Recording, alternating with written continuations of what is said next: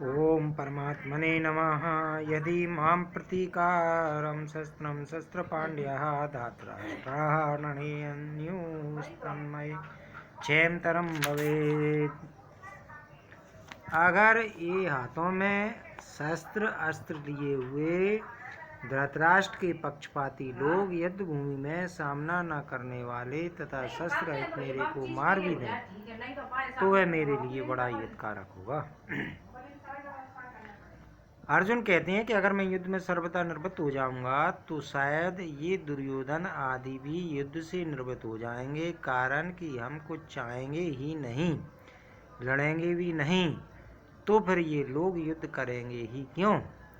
परंतु कदाचित जोश में भरे हुए तथा हाथों में शस्त्र धारण किए हुए ये धृतराष्ट्र के पक्षपाती लोग सदा के लिए हमारे रास्ते का कांटा निकल जाए, बैरी समाप्त हो जाए, ऐसा विचार करके सामना न करने वाले तथा शस्त्र रहित मेरे को मार भी दें तो उनका भय मारना मेरे लिए हितकारक ही होगा, कारण कि मैंने युद्ध में गुरुजनों को मारकर बड़ा भारी पाप करने का जो निश्चय किया था उस निश्चय रूप पाप का प्रायश्चित हो जाएगा। उस पाप से मैं शुद्ध हो जाऊंगा। तात्पर्य है कि मैं युद्ध नहीं करूंगा तो मैं भी पाप से बचूंगा और मेरे कुल का भी नाश नहीं होगा।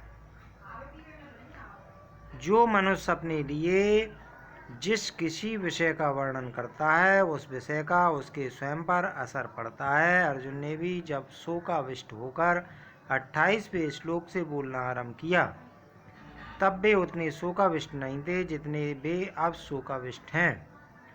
पहले अर्जुन युद्ध से उपरत नहीं हुए, पर शोकाविष्ट होकर बोलते बोलते अंत में वे युद्ध से उपरत हो जाते हैं और बाण सहित धनुष का त्याग करके बैठ जाते हैं।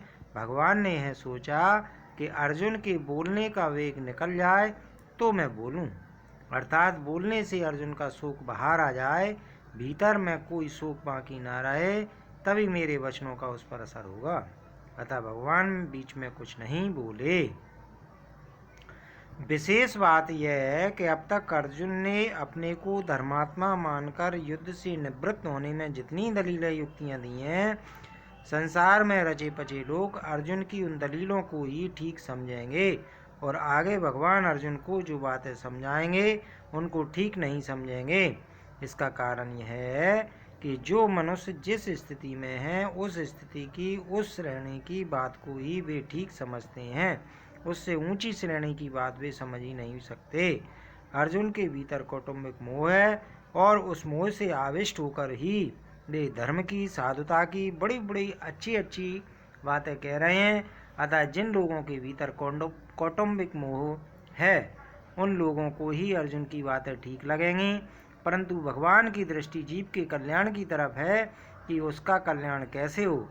भगवान की इस ऊंची श्रेणी की दृष्टि को वे लौकिक दृष्टि वाले लोग समझ ही नहीं सकते, अतः वे भगवान की बातों को ठीक नहीं मानेंगे, प्रत्युत ऐसा मानेंगे कि अर्जुन के लिए युद्ध रूपी पाप से बचना बहुत ठीक था, पर भगवान ने उनको युद्ध में लगाकर ठीक नहीं किया। वास्तव में भगवान ने अर्जुन से युद्ध नहीं कराया है, प्रत्युत उनको अपने कर्तव्य का ज्ञान कराया है। युद्ध तो अर्जुन को कर्तव्य रूप से स्वतः प्राप्त हुआ था, अतः युद्ध का विचार तो अर्जुन का खुद का ही था। वे स्वयं ही युद्ध में प्रवृत्त हुए थे, तभी वे भगवान को निमंत्रण देकर आए थे, परंतु उस विचार को अपनी बुद्धि से अनिष्ट कारक समझकर वे युद्ध से विमुख हो रहे थे, अर्थात अपने कर्तव्य के पालन से हट रहे थे।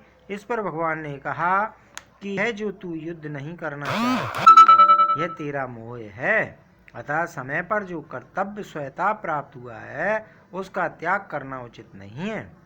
कोई बद्रीनाथ जा रहा था, परंतु रास्ते में उसे दिशा भ्रम हो गया, अर्थात उसने दक्षिण को उत्तर और उत्तर को दक्षिण समझ लिया, अतः वह बद्री नारायण की तरफ न चलकर उल्टा चलने लग गया। सामने से उसको एक आदमी मिल गया। उस आदमी ने पूछा कि भाई कहाँ जा रहे हो? वह बोला बद्री नारायण। वह आदमी बोला कि भाई बद्री नारायण इधर नहीं है, उधर है, आप तो उल्टे जा रहे हो। अतः वह आदमी उसको बद्री नारायण भेजने वाला नहीं है, किंतु उसको दिशा का ज्ञान कराकर ठीक रास्ता बताने वाला है।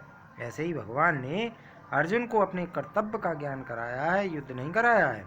स्वजनों को देखने से अर्जुन के मन में यह बात आई थी, मैं युद्ध नहीं करूंगा। भगवान का उपदेश सुनने पर अर्जुन ऐसा नहीं कहा कि मैं युद्ध नहीं करूंगा, किंतु ऐसा कहा कि मैं आपकी आज्ञा का पालन करूंगा, अर्थात अपने कर्तव्य का पालन करूंगा।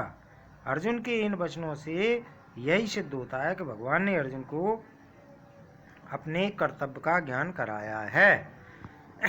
वास्तव में युद्ध होना असंभव भावी था, क्योंकि सबकी आयु समाप्त हो चुकी थी। इसको कोई भी टाल नहीं सकता था। स्वयं भगवान ने विश्व रूप दर्शन के समय अर्जुन से कहा है कि मैं बड़ा हुआ काल हूँ और सबका संहार करने के लिए यहाँ आया हूँ, अतः तेरे युद्ध किए बिना भी ये विपक्ष में खड़े योद्धा लोग बचेंगे नहीं।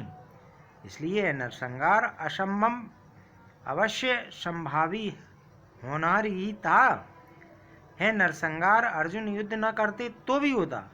अगर अर्जुन युद्ध नहीं करते तो जिन्होंने माँ की आज्ञा से द्रौपदी के साथ अपने सहित 5 भाइयों का विवाह करना स्वीकार कर लिया था, वे युधिष्ठिर तो माँ की युद्ध करने की आज्ञा से युद्ध अवश्य करते ही। भीमसेन भी युद्ध से कभी पीछे नहीं हटते, क्योंकि उन्होंने कौरवों को मारने की प्रतिज्ञा कर रखी थी। द्रौपदी ने तो यहाँ तक कह दिया था कि अगर मेरे पति पांडव कौरवों से युद्ध नहीं करेंगे तो मेरे पिता द्रुपद, भाई धृष्टद्युम्न और मेरे 5 पुत्र तथा अभिमन्यु कौरवों से युद्ध करेंगे। इस तरह ऐसे कई कारण थे जिससे युद्ध को टालना संभव नहीं था। होनहार को रोकना मनुष्य के हाथ की बात नहीं है, परंतु अपने कर्तव्य का पालन करके मनुष्य अपना उद्धार कर सकता है और कर्तव्यच्युत होकर अपना पतन कर सकता है। तात्पर्य है कि मनुष्य अपना इष्ट अनिष्ट करने में स्वतंत्र है। इसलिए भगवान ने अर्जुन को कर्तव्य का ज्ञान कराकर मनुष्य मात्र को उपदेश दिया है कि उसे शास्त्र की आज्ञा के अनुसार अपने कर्तव्य के पालन में तत्पर रहना चाहिए, उससे कभी च्युत नहीं होना चाहिए।